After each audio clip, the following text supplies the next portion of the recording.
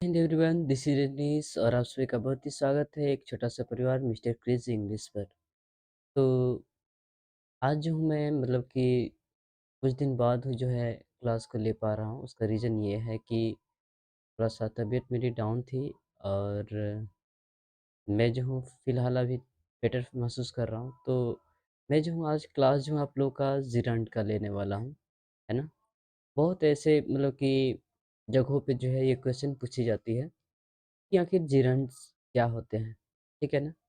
इसी को हम लोग आज जानेंगे। दरअसल जिरंड जो है एक वर्ब का फॉर्म होता है कि जिसमें जो है आईएनजी लगा हुआ रहता है, ठीक है ना। यानी कि वर्ब का चौथा रूप लगा हुआ रहता है। That is used as a noun, जिसको जो है नाउन की तरह प्रयोग किया जाता है। कभी इसे सब्जेक्ट की तरह तो कभी इसे ऑब्जेक्ट की तरह प्रयोग किया जाता है किसी भी सेंटेंस में, ठीक है। एग्जाम्पल के रूप में यहाँ पे आप सभी देख सकते हैं कि I enjoy banking on the weekend. यहाँ पे जो है ऑब्जेक्ट के जैसा यहाँ पे प्रयोग किया गया है बैकिंग को। बैक, इसमें आईएनजी को जोड़ा गया है, बैकिंग हो गया है। इस तरह से जो है यहाँ पे जो है ये आपका क्या हो जाएगा, जिरंड हो जाएगा। जिरंड यहाँ पे आपका बैकिंग हो जाएगा जो कि ऑब्जेक्ट के रूप में यहाँ पे काम कर रहा है। Studying is important. यहाँ पे स्टडिंग एज अ सब्जेक्ट के रूप में यह उपयोग किया जा रहा है इसका। तो जब भी ऑब्जेक्ट या सब्जेक्ट के रूप में प्रयोग किया जाए तो that is known as gerund आप लोग बोल सकते हैं, ठीक है। इसी को जिरंड बोला जाता है, ठीक है। बहुत ही आसान भाषा में बात करें तो ऑब्जेक्ट या सब्जेक्ट के रूप में इसे प्रयोग किया जा सकता है। ये भी कोई वर्ब का फॉर्म ही होता है जिसमें आईएनजी लगा हुआ रहता है, ठीक है। यहाँ पे जैसे कि एग्जाम्पल में आप लोग ले सकते हैं, टहलना स्वास्थ्य के लिए लाभदायक होता है। ट्रांसलेशन में भी इसका प्रयोग किया जाता है ना। जैसे वॉकिंग यूजफुल हेल्थ, स्वास्थ्य के लिए लाभदायक होता है। इसी तरह से सिगरेट पीना स्वास्थ्य के लिए हानिकारक होता है। Smoking is harmful for health आप लोग बोल सकते हैं, है ना। इस तरह से जो आप लोग यहाँ पे देख सकते हैं वॉकिंग को जो है एज अ सब्जेक्ट के रूप में यहाँ पे प्रयोग किया गया है, जिसमें जो है आईएनजी लगा हुआ है। एक वर्ब भी है लेकिन सब्जेक्ट की तरह यूज किया गया है। तो यही जो है आपका जिरंड हो जाता है। तो कहीं भी आपको आईएनजी लगा हुआ दिखे तो सब समझ जाइएगा कि वो क्या है, तो जिरंड है, ठीक है ना। इसी तरह से एक और वर्ड आता है इन्फिनिटिव। मैंने इन्फिनिटिव का क्लासेज बहुत सारे ले रखे हुए हैं। आप सभी जो है मेरे क्लास में जाकर बारी-बारी से उन सभी वीडियो को देख सकते हैं। मैंने उसे जो है इसके द्वारा जो है ट्रांसलेशन बनाना भी सिखाया हुआ है, ठीक है। दरअसल इन्फिनिटिव क्या होता है, तो टू प्लस वर्ब का पहला रूप होता है, ठीक है ना। किसी भी सेंटेंस में यदि टू और वर्ब लगा रहा है यानी कि वर्ब के पहले टू का प्रयोग कर दिया जाए, that is known as infinitive, ठीक है। इसे सब्जेक्ट के रूप में प्रयोग किया जाता है तो कभी ऑब्जेक्ट के रूप में प्रयोग किया जाता है किसी भी सेंटेंस में, ठीक है। We all want to watch a movie this weekend. यहाँ पे टू वॉच आपको दिखाई दे रही है, that is known as infinitive. यहाँ पे टू राइट दिख रहा है स्टार्टिंग में, that is known as infinitive. यानी कि किसी भी वर्ब के पहले जो है टू का लग जाना, यानी कि टू के पे जस्ट बाद वर्ब का पहला रूप आता है। तो टू के साथ कोई भी वर्ब आता है तो that is known as infinitive, ठीक है। आई होप कि आप लोग समझ गए होंगे।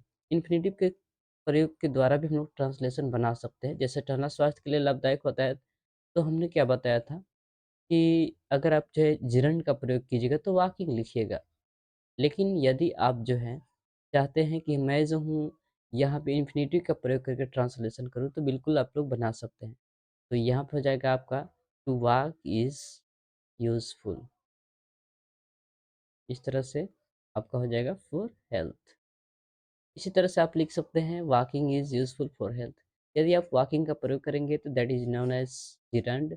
वहीं बात करें टू वॉक यानी कि टू के साथ वर्ब का पहला रूप, that is known as, to के साथ वर्ब का पहला रूप लग जाना आपका इन्फिनिटिव कहलाता है। तो आई होप कि आप लोग जो इन्फिनिटिव और जिरंड में जो है क्या फ़र्क होता है आप लोग समझ गए होंगे, क्या डिफरेंसेस होते हैं आप लोग समझ गए होंगे। इस तरह से आप लोग समझ सकते हैं कि finally some verbs can be followed by gerund और एन इन्फिनिटिव। तो इस तरह से कुछ ऐसे वर्ब्स होते हैं जो कि जिरंड और किसी किसी इन्फिनिटिव की तरह भी दोनों की तरह प्रयोग किया जा सकता है, ठीक है ना, बिना कोई मीनिंग के बदलाव से। जैसे कि मैंने यहाँ पे अभी बतलाया आप लोग को, है ना। Walking is useful for health या to walk is useful for health, दोनों का जो है सेंस बिल्कुल सेम ही होगा, कोई बदलाव नहीं होगी। इस तरह से यहाँ पे कुछ और भी सेंटेंसेज हैं। The family likes swimming, I prefer sitting in front of row, the family likes to swim, I prefer to sit in the front of row, है ना? यहाँ पे टू स्विम या स्विमिंग, है ना? यहाँ पे जो है कोई मतलब बिल्कुल भी नहीं बदलेगा। इस तरह से यहाँ पे सीटिंग और टू सीट है, तब भी जो है कोई मतलब यहाँ पे टेंस नहीं बदलेगी, है ना? यानी कि आप जो है यदि टू और वर्ब वन नहीं लिखना चाहते तो यहाँ पे डायरेक्ट वॉकिंग यानी कि आईएनजी जोड़कर उस वर्ब को बना सकते हैं, ठीक है? तो यहाँ पे जो है कोई भी सेंस नहीं बदलता है, इसलिए मैंने यहाँ पे क्या लिखा हुआ है कि आप जो है जिरांड को या इन्फिनिटिव को, इस दोनों को जो है आप वर्ब के रूप में प्रयोग कर सकते हैं और मतलब बिल्कुल भी वहाँ पे आपका नहीं बदलेगी। तो आई होप कि आप लोग जो है आज की क्लास में जो है जिरांड्स और इन्फिनिटिव समझ गए होंगे। बहुत ही आसान है, जिरांड आईएनजी लगा रहेगा, वहीं इन्फिनिटिव की बात करें तो टू के साथ वर्ब का पहला रूप आ जाता है। तो आज के लिए इतना ही और मिलते हैं नेक्स्ट क्लास में। और हाँ, नेक्स्ट क्लास में मैं जो हूँ जाते-जाते बतला दूँ कि नेक्स्ट क्लासेज में जो है मैं आप लोगों को जो है वॉइस पढ़ाना शुरू करूँगा और वॉइस में जो है वो 9th 10th 11th plus 12th सभी बच्चों के लिए जो है मतलब कि लाभदायक होगी। आप सभी को जो है एग्ज़ाम के भी से उस वॉइस को मैं पढ़ाऊँगा और आप लोग जो है उसको बेहतरीन तरीके से बिल्कुल समझ पाएँगे। फिलहाल आप जो है वीडियो को शेयर कीजिए ज़्यादा से ज़्यादा और लाइक कीजिए। बाकी मिलते हैं नेक्स्ट क्लास में। आज के लिए इतना ही। जय हिंद।